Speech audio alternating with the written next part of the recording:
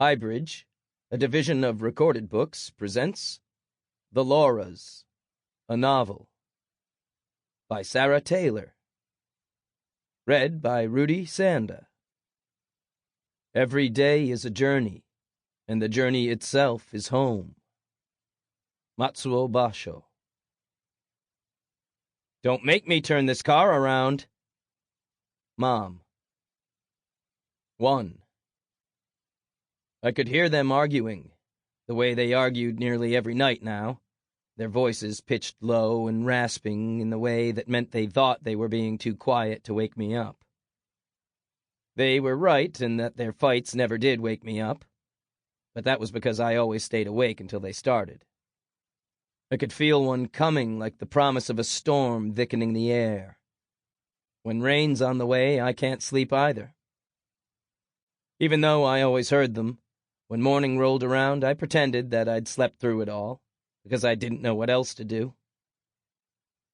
I listened to the rise and fall of their voices for hours some nights, for as long as it took for them to gradually calm.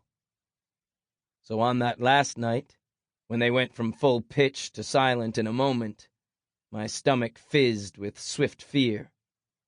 They never broke off in full flow. Then the sound of my mother's boots on tile as she came down the hall. When my bedroom door squeaked open, I went stiff and limp at once, hoping that she'd think I was asleep and go back to the fight. Get up, Alex. Now. Ma's hand on my back made me jump. Her voice was urgent, hard-edged, and I guessed in that moment that something was really wrong. I sprang up, comforter bundled around me and over me, and she pushed me toward my bedroom door. The mix of dark and light and the gumminess of my eyes made everything smeary so that I almost walked into the doorframe. As she hurried me out with one hand gripping too tightly to my upper arm, I dove for the model of shoes in the entryway, scrabbled, then clutched my muddy-soled hiking boots to my chest. Across the front porch, the splintered edges of the boards catching on but not quite sticking in the tough soles of my bare feet, then down the steps. The gravel of the driveway chewed them, and I jumped into the back seat when she opened the car door for me. I twisted up to look through the rear windshield, blinking to clear my eyes enough to see, searching for smoke, fire, anything that would explain the urgency. But she lifted a fold of my comforter over my head and pushed me down, so that the bump in the middle of the seat pressed against my hip. I couldn't tell if Dad was still inside the house, or if some of the footsteps were his, or if he'd gone out the back door while we went out the front. Then nylon rustled, and something heavy landed in the footwell below my head. The backpack that Ma had kept by the shoes in the front hallway for so long that I'd stopped noticing it was there. Then the thunk of car doors shutting and the grind and catch of the engine, the world dipping as we drove away. It was a few moments before I realized that Dad wasn't in the car with us. I wanted to sit up, to ask why we'd left him behind, what had happened to make them stop fighting so suddenly, but I stayed where my mother had put me. When she turned on the radio, I pawed the cloth from my eyes, felt the chilly night air gusting through the fine opening of her window, watched the stars rotate over us as we turned under them, a right and a right and a right, getting farther and farther away. I knew better than to ask questions, or to say anything. Give her the slightest reason, and all that cracking anger I'd heard her unleashing at Dad would be turned to me. At some point, my eyes closed on their own, and the seat became comfortable beneath me, and I stopped pretending to be asleep. "Hey there, Chickie Pie," she said, and I felt her hand shaking my leg. I realized that we were no longer moving. "You awake?" The clouds were pink. We were caught on the thin, hungry edge of the morning, before the sun sliced itself open on the horizon and bled out across the sky. In front of us, on the far side of a sorry strip of dirt and weeds, was a freeway, cars zipping by now and then with their windshields dewed and misted. some with their headlights on. We were parked up at a truck stop, a few people moving slow, the 18-wheelers looking like they were asleep. The air was greased with the smell of southern fried breakfast, stronger even than the smell of Ma's cigarettes. "You hungry?" Walking into the truck stop diner, I felt naked. I'd gone to bed in thin flannel pajama bottoms, one of my dad's old shirts. Chilly with the breeze that made my clothes feel like tissue paper and made my skin go tight and prickly. It felt obscene being in public in my pajamas, but Ma said that 13 is just young enough to still get away with it. I look younger. She hadn't thought to grab my jeans on the way out. Elsewhere, my classmates were getting ready for school, and I wondered if Ma would call in to say I wouldn't be there. My school backpack had been left in the car the day before, so at least I'd be able to get my homework done. The smell of old fryer oil turned my stomach, which was still tight with sleep, but I dutifully flipped through the menu full of laminated pictures of pancakes and waffles and ugly pucks of sausage doused in lumpy brown gravy. Breakfast was a normal thing to do, even a truck stop breakfast, even if I was wearing pajamas and boots without socks. It was like being on a road trip. Ma sat across from me and scanned the menu, and I imagined for a moment that we were on our way somewhere fun, taking a day off from life. And when evening rolled around, we'd go back home, and Dad and dinner would be waiting for us. Then she set down the menu and pulled out her wallet, slid the credit and debit cards out of their slots, then got up, went to the ATM near the door, and started withdrawing great wadges of bills. While I chewed a biscuit and washed the pastry slurry down with chocolate milk, she sat across from me, ignoring her plate of eggs but sipping at her coffee, and I listened while trying to make it seem like I wasn't paying attention as she pulled out her cell phone, called the number on the back of each card in turn, and reported it lost, then carefully cut them all into pieces with scissors she'd borrowed from the waitress. The little phone had sat in the cup holder of her car, except when it was charging on the kitchen counter, for as long as I could remember, in case of flat tires or accidents that never happened. I had never seen her use it before. Usually, when a person looks back, they have to reconstruct, invent, guess at what was said or felt or smelled. That 24 hours, starting with the moment we left home, was burned into my memory. Even now, years after, I can't forget the grease and smoke, the flannel on skin, the fear of realizing that my life was taking a 90-degree turn. Some part of me knew, as I listened to my mother's footsteps coming toward my bedroom door, that everything was about to change. Wouldn't admit it to the rest of myself in the diner as I watched her turn her credit cards into confetti. The tipping feeling of everything I knew and thought and trusted being pulled out from under me has stayed with me for 30-odd years, as if she branded it into my skin with her fingertips when she dragged me out of the house. She dropped the card bits into 3 different garbage cans on our way across the parking lot, put the backpack in the trunk, tossed the cell into the passenger footwell as if it had outlived its usefulness, put the car in gear while I was still buckling my seatbelt. The phone began buzzing as we got onto the freeway. She'd let me sit in the front seat to keep me from throwing up or to make things easier when I did throw up, and after a few seconds I reached for it. "Leave it, kid. It's probably Dad." "I know." The phone continued to buzz every little while, skittering on the floor like a giant insect. I wondered what she'd do if I picked it up and answered it myself. Decided that, given the circumstance, that was a bad risk to take. While we were stuck in rush-hour traffic halfway across a bridge, Ma decided she'd had enough. She flicked her cigarette butt out the open window, ducked abruptly to the side, her hand flailing between my knees, but eyes still on the road, and pitched the trembling phone off the side of the bridge and into the river. I was too stunned to say anything. "It was more than 6 years old," she said after a little. It almost sounded like an apology. "I should have thrown it away with the cards. Cops can use them to track you down if they want to. I'll get a new one once we sort life out."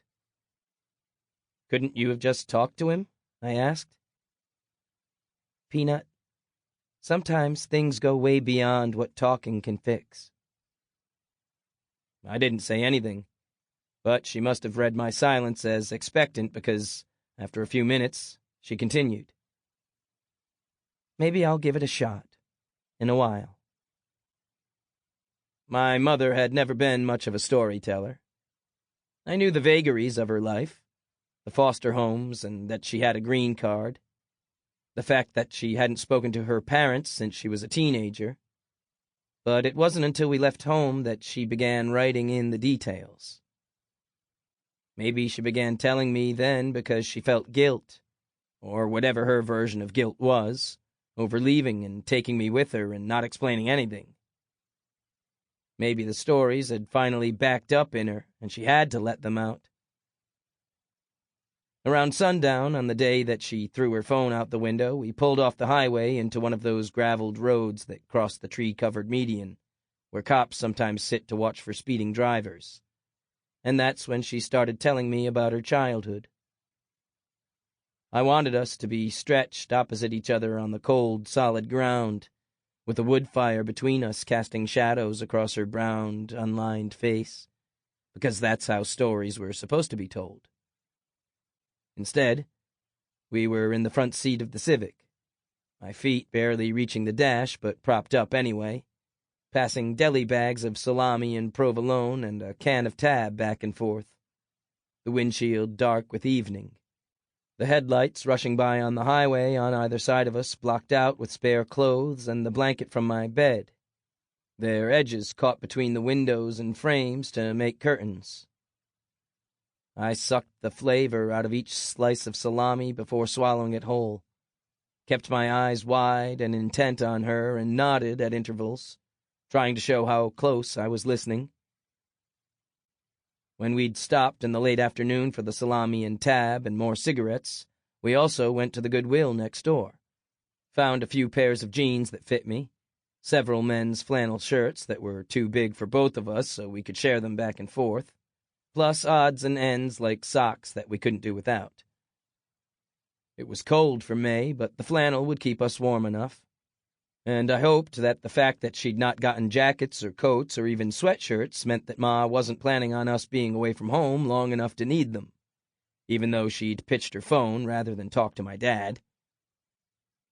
She ate 6 or 7 pieces of salami and cheese rolled up together like a cigar, cracked open the soda, took a swig, handed it to me, then said, "When I was 14, just a few months older than you are now, I ran away from home to be a ranger," like she was talking to the steering wheel or the knight on the other side of the windshield.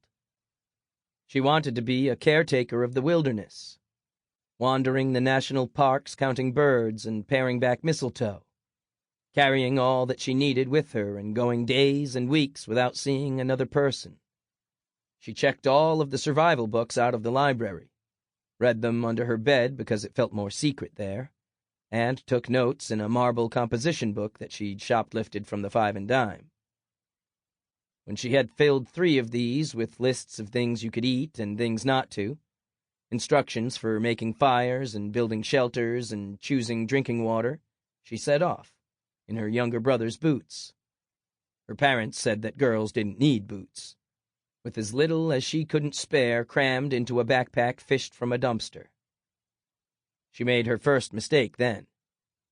The boots didn't fit properly and her socks were too thin.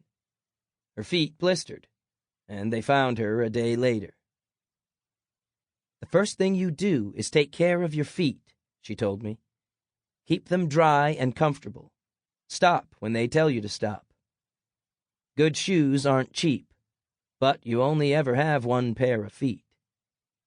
After that, she began to save her lunch money and the pennies she found in the sidewalk seams, and the crumpled $1 and $5 bills that her mother forgot crammed deep in the pockets of her jacket.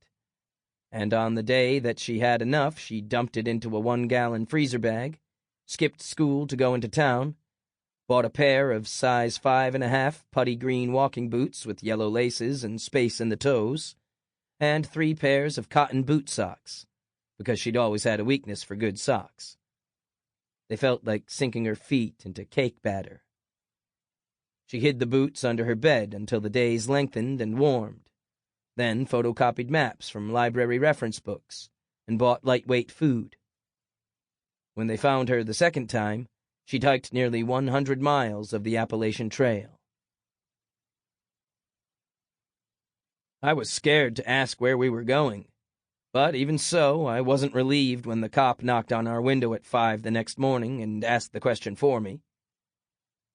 "To my parents' house in Lexington," Ma said, not bothering to specify whether it was Lexington in Pennsylvania, Kentucky, Virginia, or somewhere else. "You realize your husband's called out a search for this car?"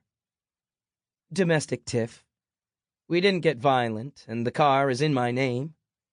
I can take my kid to visit my parents for a few days, can't I?" I shuffled in the glove box for the registration, which was, in fact, in her name, and after some hemming and hawing and muttering into his radio, he had to let us go. "I can't tell you how to run your marriage, lady, but I recommend you make up quick. Your kid or not, your husband can charge you with kidnapping." "We aren't actually married," she said levelly as she took the registration back, but I could tell she was getting annoyed. "So there isn't, in fact, much he can do, as you undoubtedly know. Good day, officer." "Are we really going to Lexington?" I asked as we pulled back onto the highway, and then, when she didn't answer for a few minutes, added, "Where do your parents live?" "We are going to find somewhere to get breakfast. Then we're going to get ourselves to the other side of the West Virginia border, just in case the state brass are still looking for us. And then we're seeing what we can do about this car." We pulled off a while later in a one-horse, one-stoplight town, where the morning sun didn't touch yet because it had gotten caught on a spur of the mountains. It was nothing more than a strip of buildings along the highway, a diner with a waitress needed sign in the window, a post office barely worthy of the name, and a gas station, convenience store, mechanic's garage with out-of-date sodas and stickers on half the pumps that said they'd failed inspection by a representative of the Bureau of Standards, with the barest promise of more buildings farther into the trees. Ma said she'd be right back, and as her boots crunched across the gravel and scattered the auto glass that littered the parking lot, I crawled into the footwell and peeled up the carpet. Linty coins were ground into the floor and stuck to the inside of the cup holders and fallen under the seats. I left the little caddy of quarters alone. That was for tolls. Ma didn't carry a purse, instead crammed a billfold into the back pocket of her jeans until it wore permanent lines into the denim, so my scope for plunder was limited. She'd disappeared into the mechanic's garage. I cracked the door open wide enough to slip out, and padded down the grassy shoulder of the road to the post office.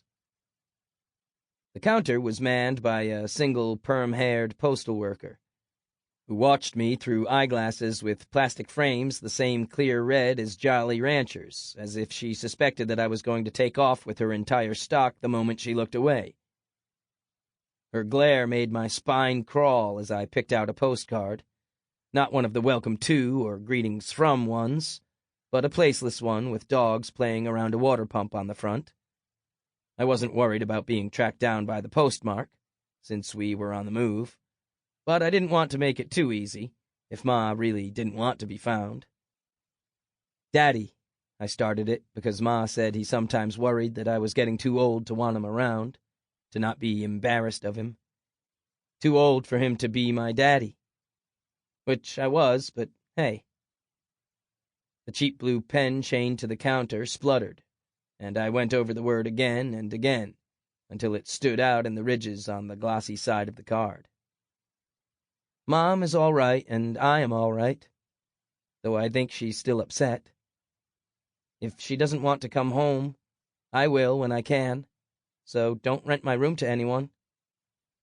I'd meant that to sound funny, but it just sounded juvenile. But you can't erase Pen. I love you, and miss you. Me. I counted coins into the woman's hand to pay for the card and a stamp, then held it for a moment before dropping it into the dark slot of the blue U.S. post box. Not quite a wish and not quite a prayer, but something between the two. Ma was leaning against the car when I walked back, watching a man with pierced ears and a goat beard inspect the workings of her engine. "Where'd you get off to?" she asked when I got within hearing distance. "Looking for something to read," I said. "Nothing." "Your school books are in the back seat. You should take a crack at them." The bearded man finished his inspection, nodded at her, and ambled back to the garage. "What's he doing?" I asked.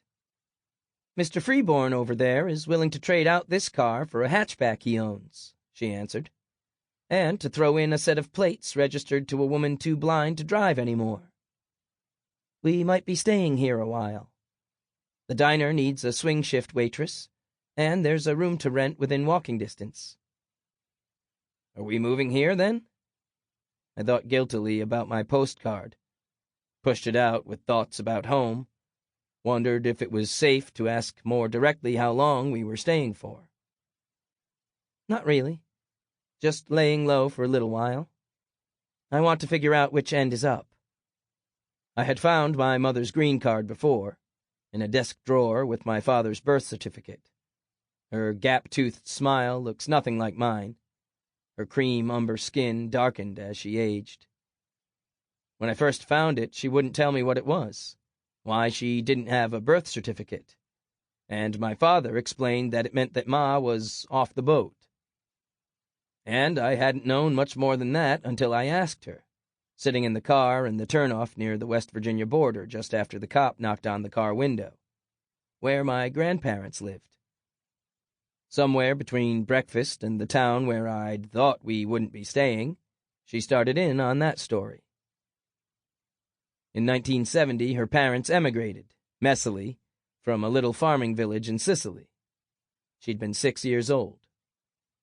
Her mother's father, my great-grandfather, had traded his stone-cutting skills for U.S. citizenship, and only moved back to his own father's hometown when he'd saved enough to start a family. But even with her inherited citizenship, it had been difficult for my grandmother to bring her family across to America. An elegant woman with a degree in fashion design, she had been forced to take a factory job sewing men's shirts in New York for the lowest legal wage.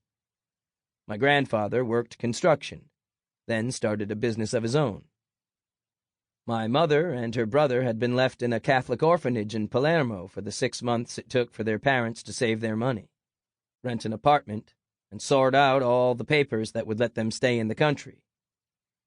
Ma wouldn't explain why her parents hadn't left them with family instead, why an orphanage had been the solution they'd fixed on. It wasn't until later that I found out that my grandmother's parents had thrown her out, and my grandfather's had disowned him, and that none of their relatives would speak to them at the time, let alone volunteer to take their 2 kids. When Ma arrived in the States, her language marked her out, a rural southern dialect that other Italians barely understood and held in contempt. The Americans she met didn't care. All wops were the same, filthy, immoral, stinking of garlic, and barely more than animals. She learned Spanish before she learned English, from following her father to building sites and listening to the foreman's shouted instructions. Most of her English she learned from the second-hand TV her parents bought to keep her and her brother company on the long nights when they were locked in the apartment together, both parents working overtime. As the language came to her, she waited to feel like she fit in. But even when she had learned to diagram sentences and could recite entire scenes of Shakespeare by heart, she never did. She did not know how to act American. She did not even know how to act female. Her mother had been at her place on the factory floor for hours by the time Ma woke up. And so, for years, she went to school with her stockings run and back to front, her brasiers the wrong size, her hair tangled, no packed lunch and no money to buy one. It wasn't until she met my father that she learned the difference between scrambled, fried, poached eggs. She never stopped wildly mixing her metaphors. She learned to blend in, to fade into the foreground, killed her accent so that she didn't stick out. But every new English word took her farther from her parents and the country where she had been born. She wedged herself into an in-between space, not American, despite the Social Security number they gave her in her late teens, not Sicilian, despite her green card, but eternally other, so that she could only be comfortable when no one expected her to belong. 2. The apartment was above a little grocery store, with a porch and a staircase up to it out back, beside the dumpsters. It was one room with cheap pressboard furniture, a kitchen table with chairs, an awful couch, and a bunk bed. There was a hot plate in a corner and no TV. Ma started work the next day. Walked down the gravel road in the dark and birdsong to serve truckers and other lost souls oily coffee and comfort food from 4 a.m. until 12 noon. I woke when I wanted to, which was earlier than ever before because of the hollow feeling her absence gave the apartment. That emptiness made me crazy, so I laced up my boots while my toast browned, guzzled milk from the cold, clouded glass bottle until I stopped being hungry, and stepped out into the half-light of daybreak. On that first morning, I stood for a while in a beam of syrupy light on the porch, looking up the slope of the mountains in front of me. I catalogued everything I'd left behind, the almost friends that I almost missed, the toys and books and half-finished projects, wanting some reason to stay in the empty apartment, because I didn't want to step out into those woods alone. It felt like a vacation, like I'd be back to normal life in a few weeks, and that made it easier to not want. We couldn't be staying here forever.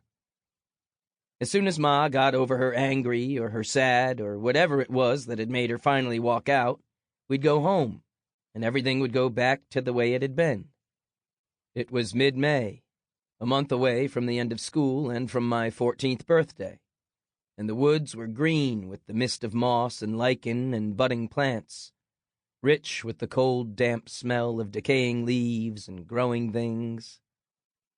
I felt the breath of it settling in my body, and I stepped down onto earth, then slowly walked into the woods, stopping every few yards to look back.